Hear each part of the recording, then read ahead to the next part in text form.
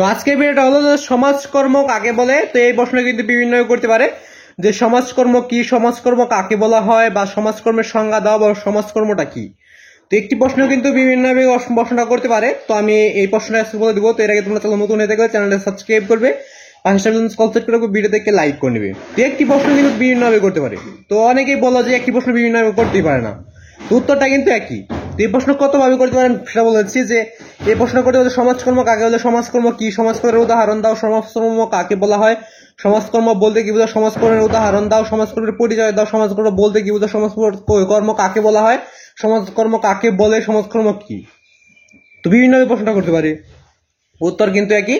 তোমাদের কাছে জানতে যে সমাজকর্মের পরিচয় বা একটা সংজ্ঞা বা এই সম্পর্কে একটা বাক্য তোমরা লিখে দিলে কিন্তু ক নাম্বারটা হয়ে যাবে। তো ক খ দিতে পারলে কিন্তু আর দুইটা কিন্তু বানিয়ে তোমাদের সৃজনশীল জ্ঞান দিয়ে দিতে পারবে।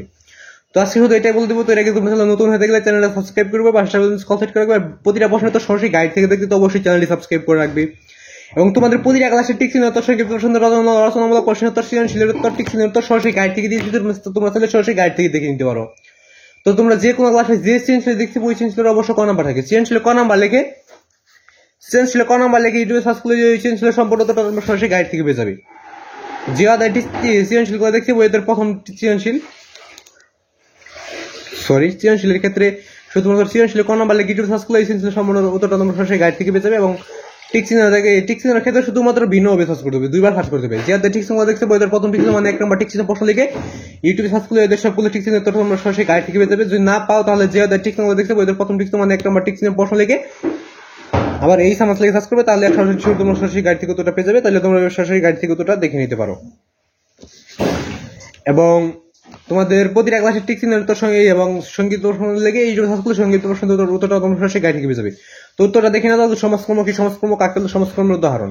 তো উত্তরটা উপরে রয়েছে, দেখো উত্তরটা। বৈজ্ঞানিক পদ্ধতি নির্ভর সাহায্যকারী পেশাকে সমাজকর্ম বলে।